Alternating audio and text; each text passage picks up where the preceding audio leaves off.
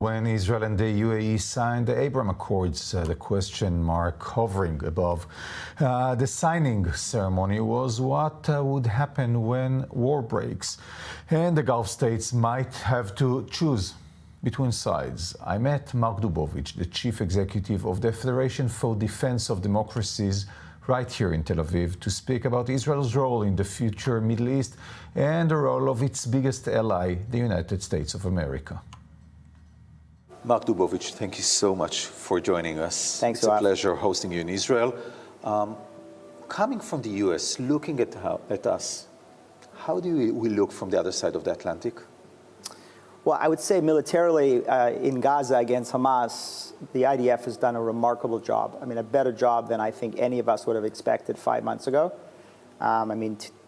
Two of the top 5 Hamas military leaders have been killed. 2/3 of the Hamas battalions have been dismantled.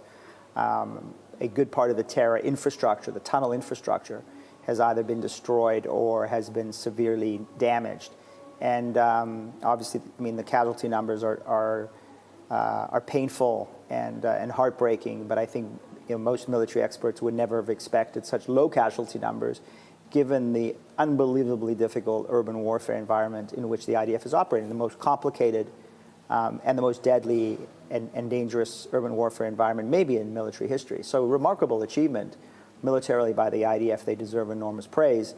On the other hand, I think things are looking, from my perspective, like they're pretty good for Khamenei, the supreme leader of Iran, who on October 7th helped launch a weapon of mass distraction so he can continue to work on his weapon of mass destruction, his nuclear weapons program, which represents the most severe threat to the state of Israel. What you're saying, Mark, is he keeps us busy here with Hamas, with Hezbollah, playing, on little currency, whereas he's producing the big thing quietly, and Israel doesn't even deal with that.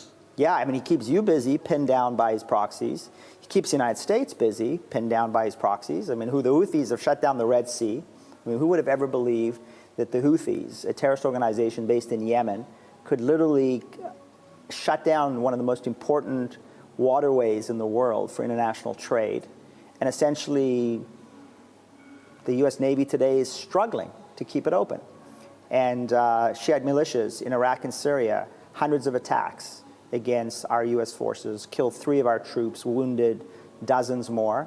And certainly against you with Hamas and Hezbollah, he's playing offense with the proxies. We've fallen into that trap.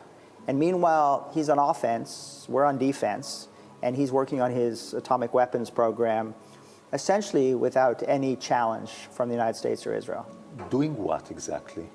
Well, according to the recent IAEA report, this is the Atomic Energy Agency of the United Nations, which investigates Iran's nuclear weapons program. Today, the supreme leader has enough enriched uranium to sprint to a bomb's worth of weapons-grade uranium in 7 days, about 6 bombs worth in a month, and about 12 bombs worth in 5 months.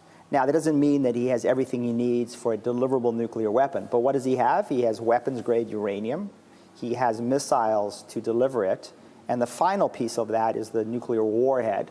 And there's certainly indications from what I'm hearing that the nuclear weapons scientists of Iran have already begun preliminary work on the warhead. And that would be the last piece of this. And then he would have a deliverable nuclear weapon. He wouldn't even have one. He would have perhaps numbering, maybe even dozens. What you're saying, Mark, is while we're sleeping, or not sleeping, but busy with our domestic, internal business surrounding our borders, his weaponry group that we were so much afraid of it is practically working. And if we said in the past that it will take them between 18 and 24 months from the decision point to the delivery point, they're shortening that period of time currently, as we speak. They're showing that exactly right. And it's not clear that the Supreme Leader has given an order to the weapons scientists or that the weapons scientists have decided on their own account to begin to do this preliminary work. But yes, this preliminary work, which is not getting to the core of the weapon, but it's preliminary and it's very important, is going to shorten that time, that 18 to 24 months that Israeli intelligence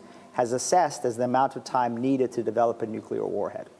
And while we speak of that, the head of the Mossad, who's in charge of that, is in Doha dealing with the hostages, and the head of the Israeli Atomic Agency is dealing with resettling Israel back to the south of Israel, which was ruined on October 7th. So who's dealing with Iran? Yeah, I mean, first of all, I mean, both those gentlemen who are, great patriots of the state of Israel are doing very important things. I mean, getting hostages back and developing the South, which was destroyed on October 7th, are critical things for the state of Israel. But the most severe existential threat to the state of Israel is Iran's atomic weapons program, and that needs to be the national priority for the prime minister, for the cabinet, and for all of the agencies of Israel to be countering that in a very aggressive way, because that's imminent. And what about the U.S.? We've heard President Biden saying over and over again since being elected 3.5 years ago that under his shift, Iran will never become a nuclear. We heard that from President Biden, President Trump, President Obama, President Bush. I've heard that from multiple presidents. I don't believe it. I believe Israel is alone. I think Israel has to deal with Iran's nuclear weapons threat alone. Now, maybe Israel gets lucky and you've got a president who's prepared to help. I think at most a U.S. president might help in terms of an Iranian retaliation. So after Israel strikes those facilities, the Iranians retaliate either directly or through their proxies. Maybe you got a president in place who warns the proxies, don't do it. And maybe in that way, respect counters that retaliation. But I don't believe a U.S. president is going to do it. And you know what? Maybe a U.S. president doesn't. Great. But Israel's got to be planning for the worst case scenario and be surprised on the upside, not counting on the best case scenario and be devastated on the downside. And what about our allies, even the non-formal ones, like Saudi Arabia, who's even more afraid or concerned or disturbed by Iran than us, than Israel, because it is neighboring Iran? What do you hear from them? Look, the Saudis were never capable of stopping Iran's nuclear weapons program. I think what I'm hearing from the Saudis is, if you're going to allow Iran to develop a nuclear weapon, well, we're going to develop a nuclear weapon as well. I mean, I think in the negotiations right now between the United States and Saudi Arabia over some kind of security pact, the Saudis, I would guess, would be insisting that we want to have some kind of nuclear power, some kind of nuclear infrastructure. In fact, we want to have what the Iranians have. If the Iranians are going to get a threshold nuclear weapons state, we're going to get a threshold nuclear weapons state. So they can't destroy Iran's nuclear facility. All they can do is counter it. And that's not good for Israel, because the Saudi nuclear weapons program and an Iranian nuclear weapons program, and by the way, an Emirati and a Turkish and an Algerian, all of a sudden you've got a nuclear-armed Middle East. Everybody's a turn of the screw away from having nuclear weapons, and that could lead to a conflagration that could destroy the region. But Mark, correct me if I'm wrong, that security pact between Saudi Arabia and the U.S. was part of a regional plan that Israel was supposed to be a key player in that. Well, supposed to be, and then October 7th happened, and now the Saudis, who on October 6th were willing to take the Palestinian issue, not off the table, but it was a much lower priority for them, are now insisting that the Israeli government at least acknowledge the importance of some kind of independent Palestinian state. Not now, not in 2 years, but down the road, just at least an acknowledgement, because the Saudis today need some kind of political cover, given the anger in the Arab and Muslim world, that a Palestinian state is a possibility. But with the current makeup of the Israeli government and the coalition and the pressures on the prime minister from a number of his ministers, he can't acknowledge that. I think the Israeli people, understandably, don't even want to talk about a Palestinian state right now. Certainly don't want to reward Hamas for a Palestinian state. And that's completely understandable. But for the Saudis, that creates a real dilemma for them. So, my guess is there's going to be a separate U.S.-Saudi security agreement. Which is a tragedy for Israel, because we lost everything we should have gained.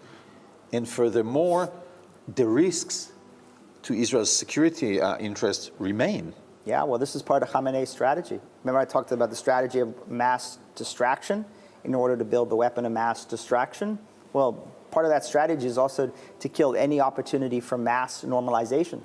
And that's what Israel was heading towards with the Abraham Accords, normalization with Saudi Arabia, which would have opened up normalization for the entire Arab and Muslim world, or most of the Arab and Muslim world. It was going to be a huge existential threat to the supreme leader of Iran And with October 7th, he is at least, best case, stalled it, and worst case for Israel, killed it in its crib.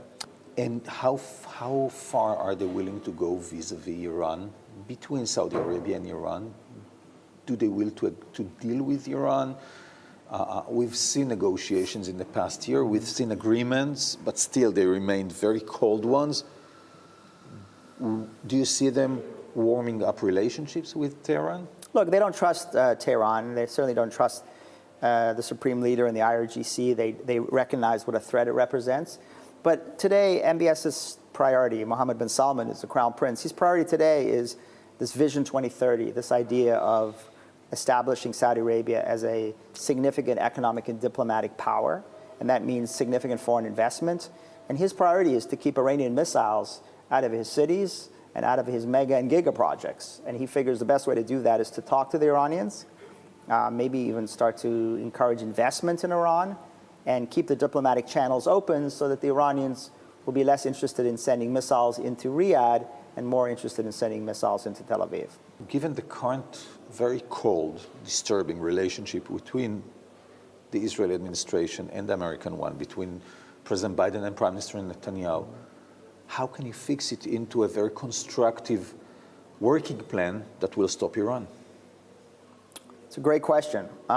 Look, if I'm not the Prime Minister and I'm not the President, but if I were either of those gentlemen, I'd reach out to my counterpart and I'd say, look, we got a lot of differences. We got a lot of things we need to iron out, but we got to work together. And we're the only two countries on earth who can stop Iran's nuclear weapons program. So we need to put aside our differences.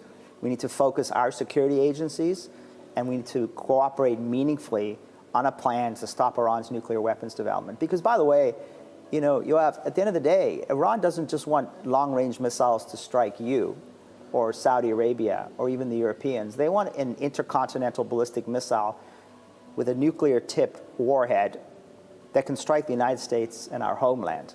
That's the threat that they represent to the United States. So, first we take Manhattan, then we take Berlin. That's it. First we take Tel Aviv, and then we take Manhattan. And it's a severe threat to U.S. national security. So it pains me to see our commander-in-chief and your prime minister at odds right now over many, many issues, which I think could be resolved fairly quickly if they would focus on the big priority and the single biggest threat to American and Israeli national security, which today is Iran's nuclear weapons ambition. Mark Dubovich, interesting and very important words that need to be heard in Israel and outside. Thank you so much for being with us. Thanks for having me.